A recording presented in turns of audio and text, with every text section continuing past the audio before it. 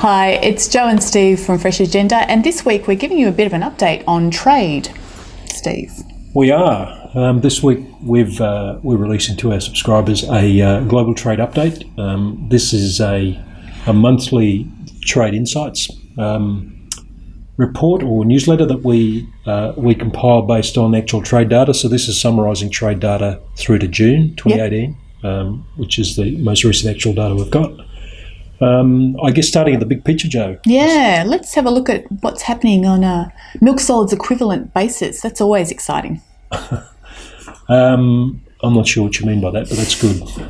So total picture terms, we've had the second month in a row where we've had a dip, this one more significant.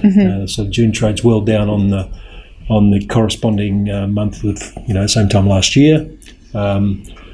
It's dragged the quarter back, so we've seen several months of very good trade activity early in the year, and that's now fallen away. We'll come on to why. So when we look at that year on year, we see part of this is about the comparative, isn't it? Yeah, always. So there's a big bubble in 2017, which occurred when the European Union stopped sending skim milk powder into intervention. Yes, so in that and first exported quarter, instead. Yeah, it's gone out to exports. There was a catch-up period, May, June last year, that big bubble. We're not going to see that sort of level of activity. So that's why there's, I guess, a reduction in skim milk powder for one, which is a big part of trade activity. Which we'll drill into. Yeah. Going around the regions, this is our league table. We'll spend a bit more time on this and break out some of these, but it shows quite a different pattern to what we've seen in the past. So you can see how it's slowed down. So from that 6-month bar there at the top, the quarter is the last 3 months is down on activity. So it's quite a slowdown. And when you then look at the regions, when you sum those up a bit higher, we can see that this is a lot to do with Middle East, North Africa slowing down in total terms. We've also got the CIS, which is remaining fairly negative. China and Hong Kong dipping below for the first time in a few months. So you have several things add up to the total picture. When we stay with the league table, and it's a pretty weird league table if we see Oceania, essentially Australia, at the top. So take account of the fact also that Australia's trade is slowing down in cheese. Right, we've been importing more cheese in recent months. When we look at, so the cheese activity slowed. And that's really reflecting Stanhope coming online. It is. But butter is actually increasing. Is way up because we're producing so much less in Australia. Yes. So that's filling a gap. Further down the table, Southeast Asia, and while we've seen it's probably consistent volume change on the prior year. It's quite patchy when you go down to a country level. Here, just showing skim milk powder. We've got some that are off, some growing quite strongly. Vietnam's still doing really well. Philippines surged back. I think the pricing environment has got a fair bit to do with this. Sure. We'll have a look at that soon. And then dipping further down the table, Middle East, North Africa, where there's been a big change, there's been a big slowdown, and a lot to do with Algeria. Yes, are they in or are they out? They have a huge influence. So obviously no tenders happening at the moment? No, that's why we see that big orange bar going solidly left. But across the region, the change year on year is small. You get some that stand out, but it's typically pretty quiet activity. Absolutely. So when we look at the products, again staying at a high level, whole milk powder well down in June on the last 4 years. So Yes. That's quite a shift. So why is that the case? When we look at where prices have been, there was the surge in trade in the earlier part of the year. It wasn't a surge; it was a little bit higher than the prior year. Prices dipped earlier in the year. They've come back up, and prices probably higher than they've been for a fair while. If you draw a straight line across from where the June shipped price was, you go way back. In the case of New Zealand, probably equal to where they got to in August 17, you'd go right back across to when the bubble was bursting in 2014. So that's testing the market, and we've seen that in volume. So that's the issue with whole milk. You go to skim. We've also seen a dip, and as we said, that's a dip below that bubble in last year's numbers because of the European surge in exports. But again, when you look at prices, this is probably a case of full pipelines. That's right, because there's still good value. Yeah, prices are still falling. Yeah, absolutely. We have seen in the detailed data that we've got, when we start to look at the add up of the world and all the exporters, we see quite a bit of share shift going on. Yep. And so I dug out some numbers on that year to date, New Zealand's lost the share. It's down 4%. Europe's flat, but the US has put on a quarter. Yeah. And you can see that New Zealand price lifting in the numbers if you look really closely there.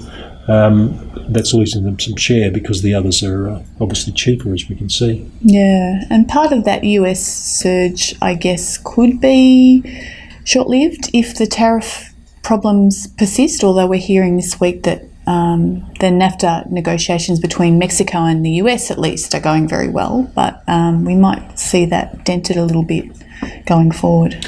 Yeah, and I think buried in the trade data is some product flowing through Mexico into Venezuela, which is helping keep those numbers propped up. Yep. So that's not going to continue. Well, it's unlikely to continue. Yeah. Venezuela gets worse. And with butterfat, so this is pretty interesting when you, again, go back and look at where we've been in terms of prices. I think we've seen that huge dip in 2017 when things slowed right down because prices went up quickly. They've kept going, right? Prices have kept going. Trade activity is actually pretty healthy given that. Yeah, so buyers are basically accepting. This is where all the myth busting comes in. Yeah. The butterfat story is keeping demand pretty strong. Look at that European number. Yep. Their share has obviously fallen away, but New Zealand prices have been high. They've come back. They're now under heavy weather. Maybe that's some of the pushback we're seeing out there. That there's the numbers are in the mid fours at the moment. They're well below what we've seen in ship prices a few months ago. So there might be a bit of resistance pushing that back. Mm-hmm. The US situation. Let's look at other big news this week. US milk production growth slowed down. Yes. To just 0.4%. Why do you reckon that was, Jo?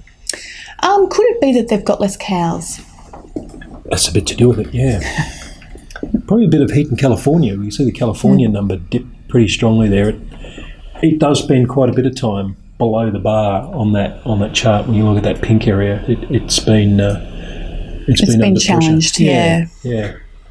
But we hear it's the heat that's caused quite a bit of stress in that region. They've got some fires going, obviously, but the valley has been very hot. Yeah. But it's the first time we've seen cow numbers dip since you look back to 2016 there. That's right. That chart. So yeah, interesting. And what's driving that, Steve? So economics seem to be pushing that down. So we've seen margins trimmed. That's a comparison. They're on different axes, but that's a comparison of corn and cheese prices. Yeah, and where they're likely to go. Yeah, so things are getting better. So the margins should improve, and interesting to see where cow numbers go from here, though, because if that's, the margin gets a bit better, the economics will take a while before people, gear up again, obviously, and get more confidence. But the cheese market is expected to improve. Corn prices also improving over time. Yep. Interesting. So it is. Chart of the week, Jo. What's your call this week? Well, this week I thought I would choose the chart of GDT prices because we've had a GDT auction and we had some fairly big falls for fat prices, having talked up the fat market just a minute ago. And so it's interesting given that Fonterra have already flagged that there's going to be more butter available. So again, full pipelines, buyers not pressured, they know there's more product available in the next few months. So probably, again, no need to panic just yet. There's always these machinations that go on around the auction itself about who turns up and what happens around the auction in terms of supply, isn't there? Yeah, there is. And there's no red flags in New Zealand's weather so far. No, it's looking like it's set up for a good season. So buyers are feeling pretty relaxed at the moment based on that event. All right. Well, that's pretty much a wrap from us. Thank you for watching. We'll be back with another update next week.